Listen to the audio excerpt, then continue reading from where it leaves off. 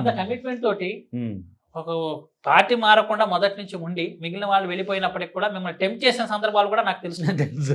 కానీ ఇక్కడ మీకు ఇదే పాయింట్ ఎవ్వరు అడగలేరు, మీలాంటి వాళ్ళే అడుగుతారు. రాజకీయాలంటే డబ్బు, కులము, లేదంటే ప్రాంతము అనే స్థితి నుంచి రాజకీయాలంటే మనం చూసిన వాళ్ళు ఎవరు, మనం చదువుకున్న వాళ్ళు ఎక్కడో బారిస్టర్ మహాత్మా గాంధీ ఎక్కడనో ఆయన లాయర్గా చేసుకుంటూ వివక్షకు గురై ఇక్కడికి వచ్చి గోసి కట్టుకొని ఆయన ఈ దేశానికి స్వాతంత్రం తెచ్చిన చరిత్ర జరుగుతుంది.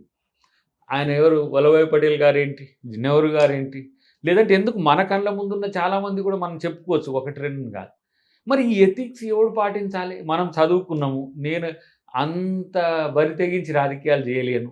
కోర్స్ ధనం అనేది మెయిన్ రోల్ అయినా నేను జీరో బడ్జెట్ హీరో, ఎప్పుడు నేనేం డబ్బులతో రాజకీయాలు చేయలేదు.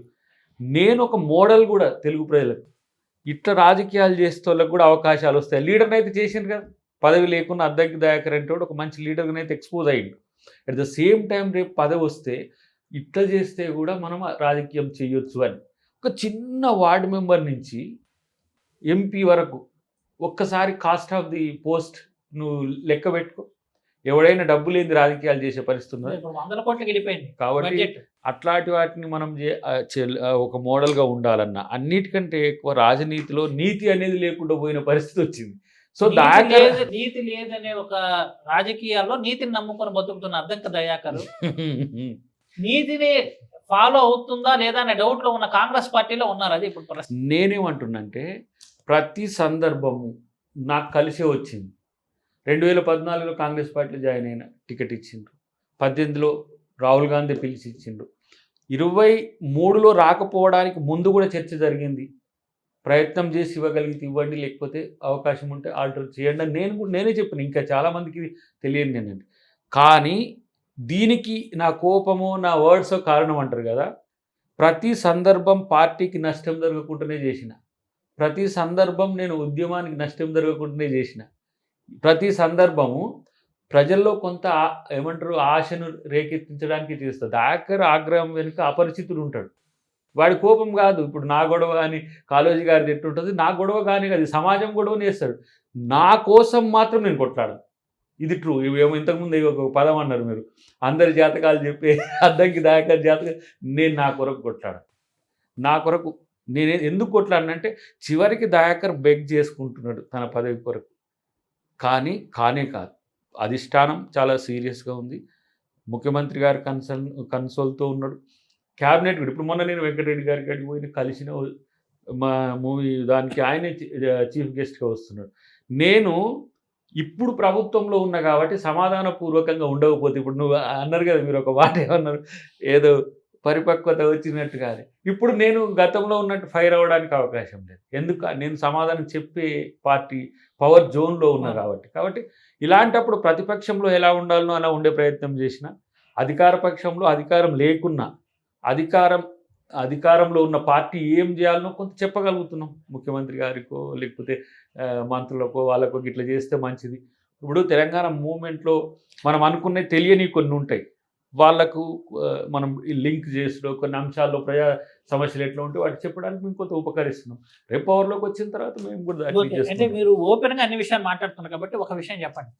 6 నెలల్లో ప్రభుత్వం మీద కొంత మేరకైనా అసంతృప్తి కొని, మీరు ప్రజల వ్యతిరేకత అంటే ఒప్పుకోరు కాబట్టి అసంతృప్తి వచ్చిందా రాలేదా? ఈ వ్యతిరేకత అయినా అసంతృప్తి అయినా ఇంకో కొత్త పదం తెచ్చినా డబ్బుతో కూడుకున్నవే.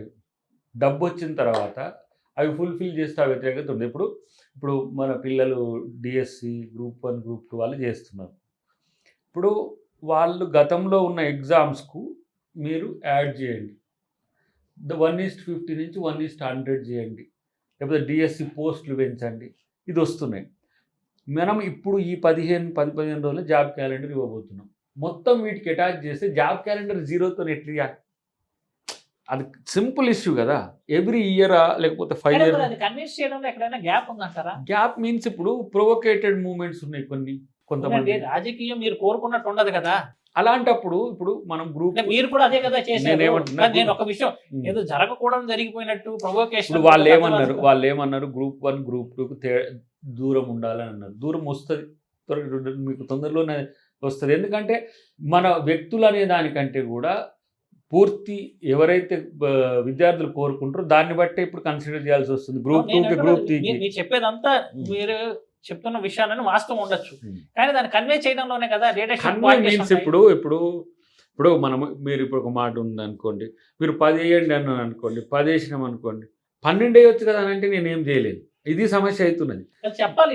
నేను అంటున్నది ఒకటి, మీరు చేస్తున్న పనుల్ని కరెక్ట్గా చెప్పి ఇదిగో ఇది జరుగుతుందని చెప్పగలిగే ఒక ఆ కమ్యూనికేషన్ అయినా ఉండాలి. అయితే ఇప్పుడు సమస్య ఏమవుతుందంటే చెప్పడం సమర్థవంతంగా చెప్పాలి, చెప్పే వ్యక్తులు కూడా చెప్పాల్సిన అవసరం. దాన్ని కూడా గుర్తించింది పార్టీ ప్రభుత్వం, కూడా దానికి ఒక వ్యవస్థ తయారు చేస్తుంది. అంటే వ్యవస్థలో అర్థంగా దయాకరికి అవకాశం ఉంటుందా లేదా?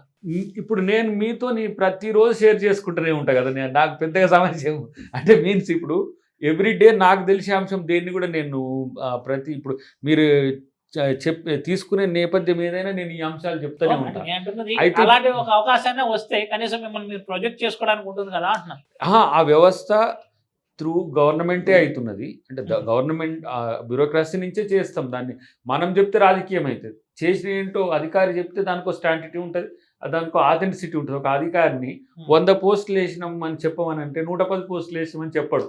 ఎందుకంటే అది లయబుల్ అవుతాడు కాబట్టి. రాజకీయాల్లో మాట్లాడుతూ ఏదైనా మాట్లాడచ్చు కాబట్టి ఒక స్టాంటిటీ ఉండే ఒక వ్యవస్థను తయారు చేస్తున్నాం. అవసరమైతే బులెటిన్స్ 15 డేస్కి ఒకసారి, మంత్లీ అట్లా బులెటిన్స్ మీన్స్ రిపోర్ట్ ఇచ్చేది కూడా ఒక ప్రయత్నం చేస్తాం.